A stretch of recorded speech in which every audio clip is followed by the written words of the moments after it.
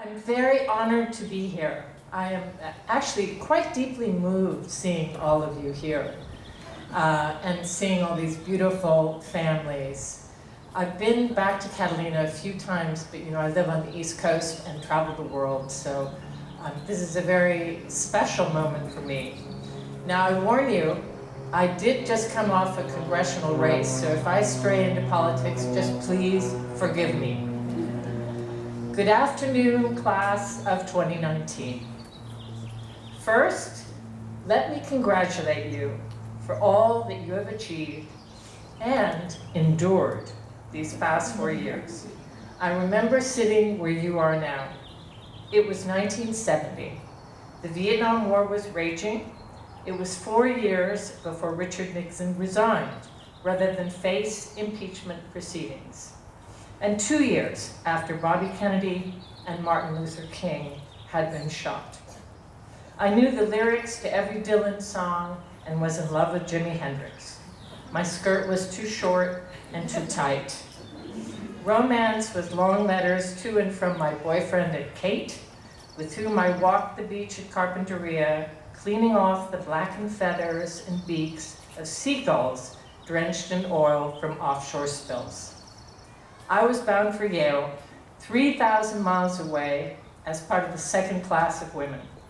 It was a giant leap into the unknown. And moving from a girls' school to a boys' school, in my class there were 1,000 boys and 125 girls.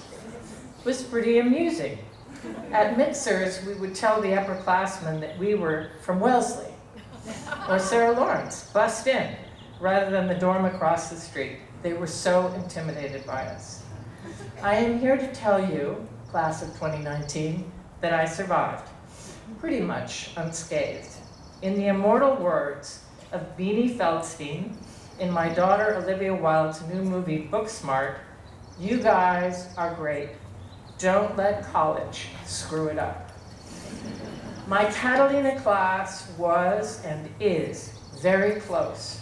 One of them, Suzanne Saunders Shaw, is here today. Each of us and each of you has great gifts, whether you were at the top of the class or barely scraped by.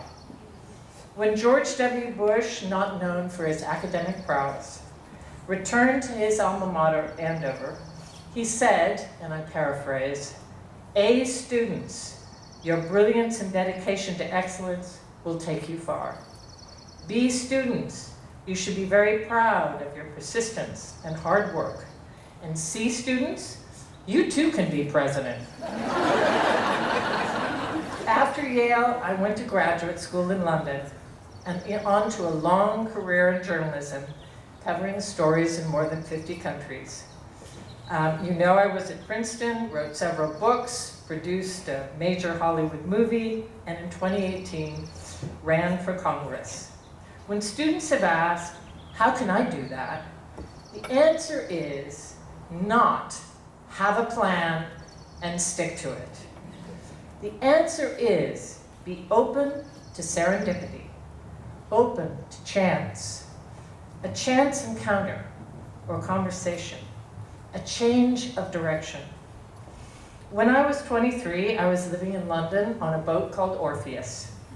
I'd recently joined NBC News as their most junior staffer. I'd flown home for Thanksgiving and flown back via Paris because the flight was cheap.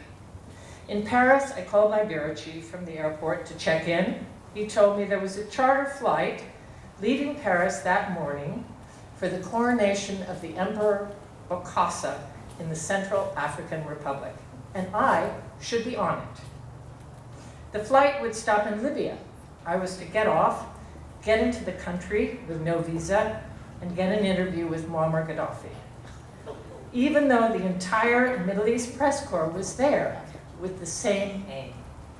I poured myself onto that plane, where I found my fellow passengers to be extremely charming and drunken diamond dealers.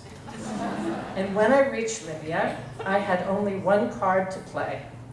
Some weeks before, I had gone on a whim to a diplomatic reception where I fell into conversation with a Libyan oil man. he gave me his card and said, "If you ever come to Libya." I retrieved that card from the bottom of my purse, waved it at the airport where it had a remarkably powerful effect, and proceeded to the Oasis Oil Company address. Oasis Oil was, to my dismay, under construction. I found a door with a Carnaby Street sign and knocked. My oil man was there. He invited me in for a gin and tonic in a dry country and asked why I was there. To interview the leader, I said. He made a call and said, "Okay, that's possible." It turned out he was Gaddafi's cousin. His real job was running the equivalent of the Pentagon, and I got that interview. Years later, I was at a wedding in New York, sitting in the back of a limo with an old friend and her sister, along with the sister's boyfriend, who happened to be from Oman, with business interests in the Congo. He had a stake in a mine that he shared, I discovered, with the president of Zimbabwe. President Mugabe was a notoriously difficult person to interview, but the wedding connection turned things around, and a few months later, Mugabe appeared on 60 Minutes. So be open to possibility, be nimble, and in this next phase, when you are overscheduled, when you are overworked, swamped, or depressed, shut your computer off, turn off your phone, and go on an adventure. After my first year of college, I flew to Africa to live under the auspices of the Flying Doctors in a remote village called Zaikoni in Kenya's Mumbuni Hills. Most people there had never seen a white woman. They didn't know we could walk. The children called me Mokamwao, which means bush baby, because my long ponytail reminded them of a little monkey. I walked out of my life for 6 months, and I learned more in that time than in my entire college career. It was the greatest preparation for journalism, and indeed for politics. And I was offered the highest bride price anyone could remember. 88 goats, 2 bulls, and 2 cows. Catalina has already prepared you for the world, beyond these walls. You are organized. You have critical thinking, a social conscience, a moral center, a love of deep friendship. You have been tested. You know that a woman can lead. So trust yourselves that you will find your path, and don't let it be too straight and narrow. My path has taken me to Baghdad and Kabul, to Mogadishu and Medellin, to the triple canopy forests of Nicaragua and northern Burma, Laos and Cambodia, to the refugee camps of Somalia and Kurdistan, Lebanon and Yemen.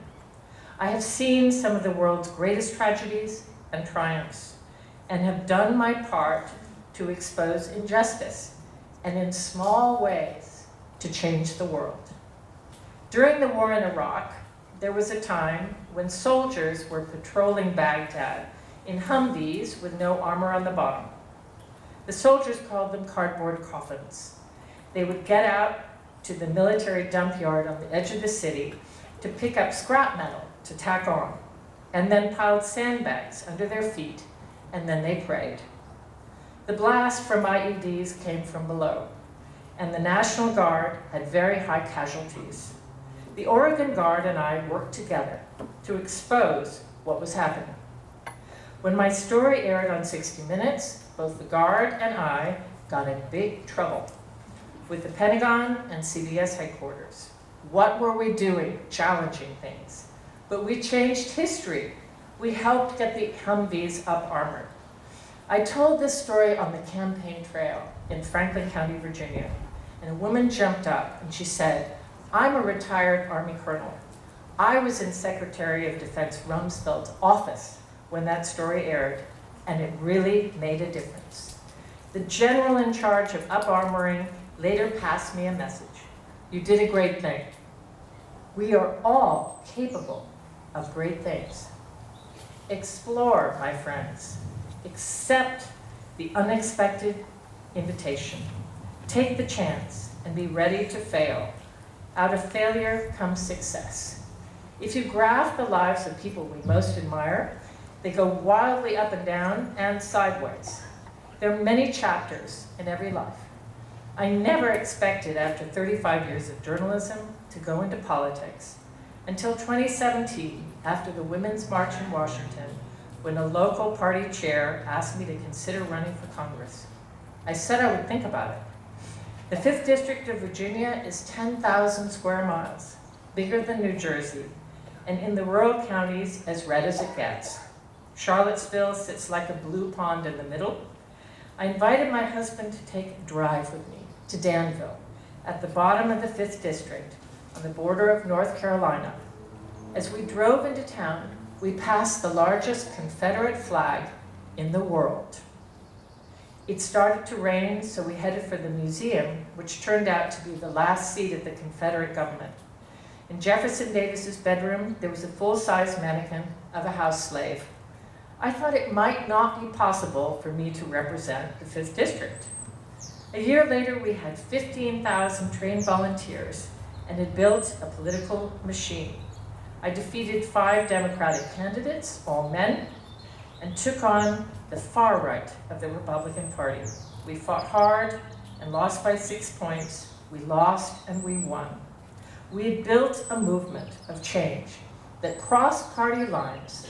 The former head of the Republican Party in Appomattox, as conservative as it gets, came over to our campaign, as did the former sheriff of Campbell County of 20 years. They said we need change. Now a dozen candidates running for state office are riding that wave. So class of 2019, would you please stand up?